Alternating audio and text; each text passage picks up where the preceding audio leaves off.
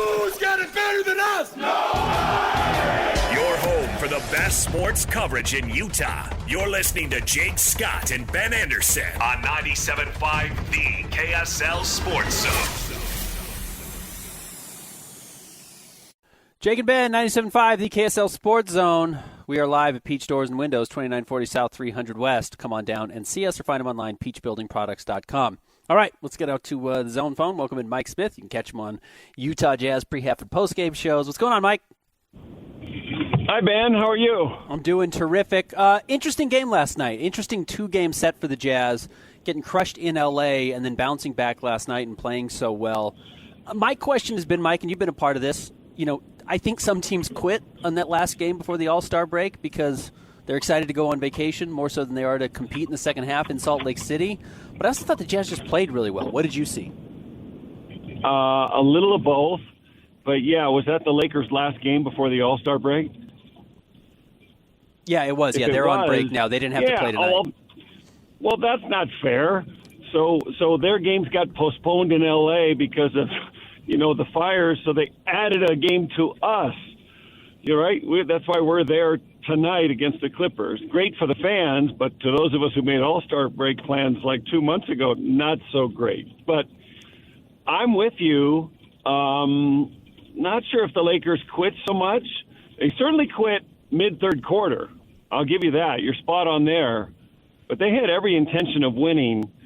And talking to their broadcasters before the ball game, even they were a little bit full of themselves and overconfident. Here they were 12-2 in their last 14 games, and the number 2 ranked defense or number 3 ranked defense during that stretch, and the number 2 net rating. All of a sudden, they're like, okay, we got this thing figured out. I was on the court with Alema, and Will Hardy walked up. This is 2 hours before the game. And we're just chatting away, and Alem and I both turned to him, and I said, Coach, I smell a victory tonight. And he was like, wouldn't that be awesome? Like, his reaction was so genuine. Like, wouldn't that be awesome for the fans?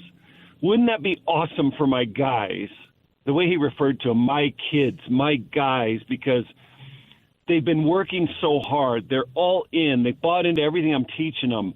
And I know it's a process, and we lose games we should win. And, like the one game at the end, whatever that game was when Grayson Allen, Phoenix game.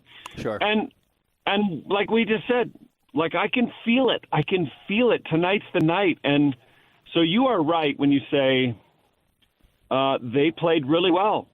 Like those numbers from the 3 guards for the Jazz, I think maybe 51 points and 23 rebounds and 26 assists, not to mention Lowry's arguably best game of the season.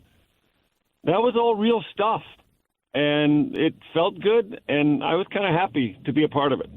I believe that, passing is conducive. If you get the ball and give it up and you know it's going to come back to you, everybody gets a little bit more unselfish and willing to pass, and that's something I think Isaiah Collier has really instilled on the team. But his rebounding seems to have unlocked almost the rebounding with Keyonte George, like he said last night, almost having the triple-double. And Jordan Clarkson almost had the triple-double. It just seems like guys are recognizing how many opportunities there are for them to impact the game. And Isaiah has brought that. And usually you don't see rookies set that tone. But we've even heard Keyonte at times say, like, I've seen Isaiah do X, Y, or Z, and I realize there are spots for me to record assists or get teammates involved that he wasn't doing before.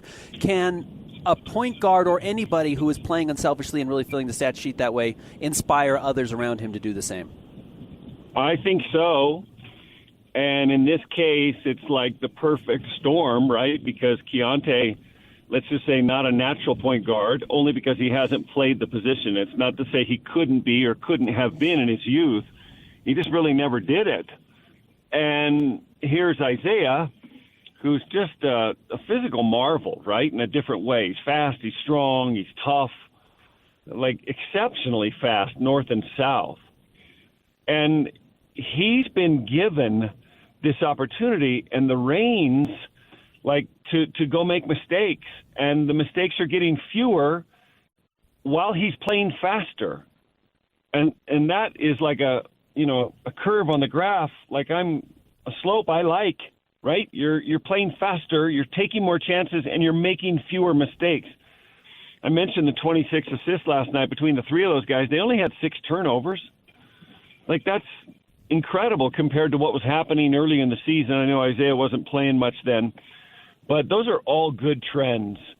And so, yes, I think the one guy's, vision on a court can inspire another for sure. I was that way, like learning the pro offense. And the guy who played my position was Larry Bird, who was arguably the greatest passer, I'd ever seen to that point. And he saw things that I didn't see naturally, and whether he saw them because he was in the system or whether he was just so gifted, it opened up my eyes all the time.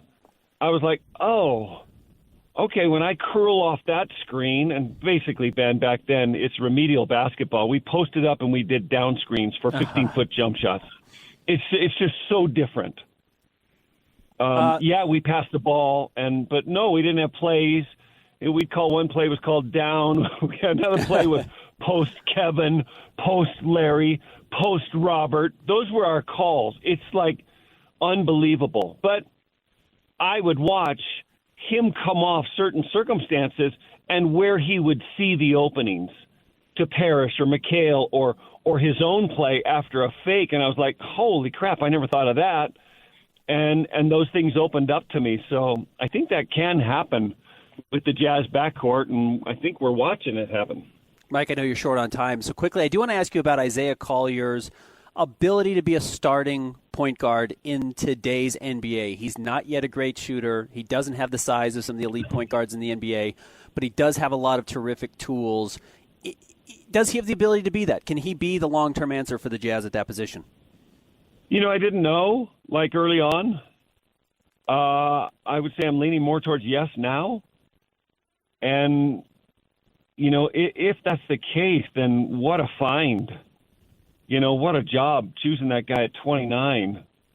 I think we'll know in the next year for sure, because he's going to continue to play and play hard and get opportunities. And we had CJ Miles on our TV show over the weekend, and he was talking about how he didn't play much for Jerry Sloan, and he and I were lamenting the fact that, I also as a rookie didn't play much behind 3 Hall of Famers. And we were kind of like, these guys get such a golden opportunity. Like, they get to play. They get to learn on the fly and make mistakes. And so whether he can or cannot, I think the potential is there. I think you're spot on when you say it depends a lot on his shooting. But I've seen transformations at the NBA level with shooting. Like, I've seen real transformations, and I just don't mean, my Jazz history. Let's just take the last 40 years of my life involved in NBA basketball as a player and a broadcaster. I've seen guys become really good shooters who were not really good shooters at the beginning. You're not going to become a Steph. You're not going to become a Larry Bird, a Mark Price, a Reggie Miller, a Ray Allen, a Kyle Korver. Those, you can't. It's hard to take a guy who's not a great shooter and become that. But a guy who, let's say, is not known to be a shooter can become a competent, proficient shooter, a suitable, reliable shooter. Yes, that's your job. 1,000 reps a day. That's your job with the proper technique and instruction. I saw San Antonio do it with Kawhi Leonard in short order.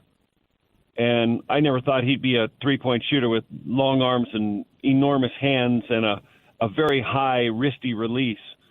But he's kind of proved the critics wrong. So that'd be fun, right? Like the guys they've chosen, the upside's still there. I know people say, well, you took 6 rookies in 2 years. They can't all make it.